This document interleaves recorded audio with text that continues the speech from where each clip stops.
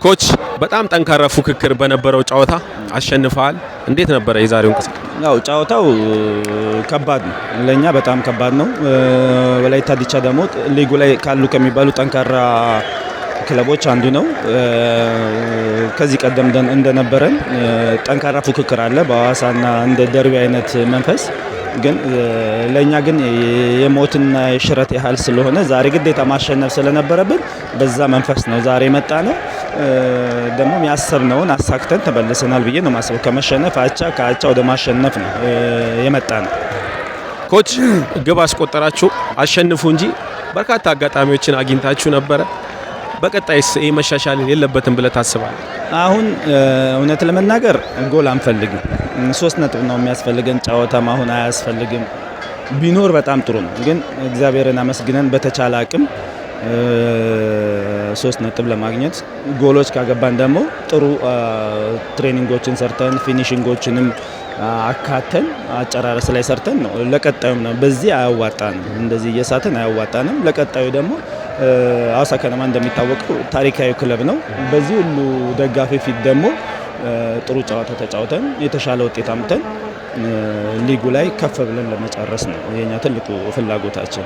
ወራጅ ቀጠና ውስጥ ነው ቡድን ያለው።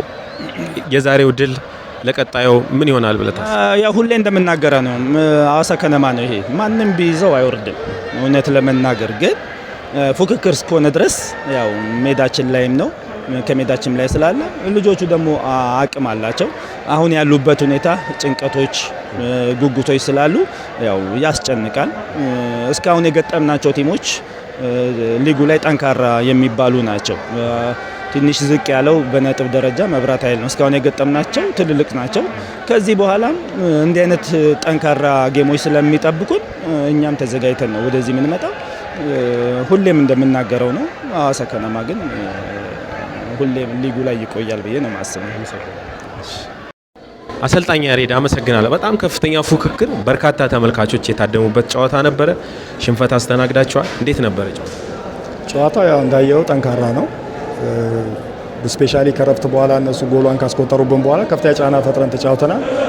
ግብ የማግኘት እድል አልነበረንም እና በዚህ አጋጣሚ ያው እነሱ ቀድሞ ባገቡት ጎል አሸንፈውን ወጥተዋል።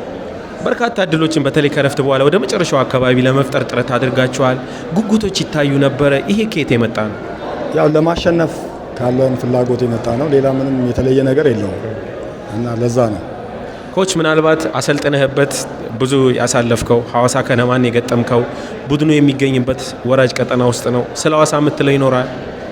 እንግዲህ ያው እኔ በልጅነቴ ተጫውቼ ያለፍኩበት ቲም ነው። በአሰልጣኝነትም ሰርቼ አልፌያለሁ። አሁን ያለበት ቦታ አይመጥነውም። ቲሙ በዚህ ልክ እዚህ ጋር መገኘት አልነበረበትም። ዞሮ ዞሮ ግን አሁንም ጠንክሮ መስራት ይጠበቅባቸዋል። ጠንክረው ከሰሩ ከዚህ ቦታ ለመውጣት ብዙ የሚቸግራቸው አይመስለኝም። ምክንያቱም የተሻሉ ልጆች አሏቸው እና እኔ በዛ ልክ ነው የማስበው። አመሰግናለሁ። እኔም አመሰግናለሁ።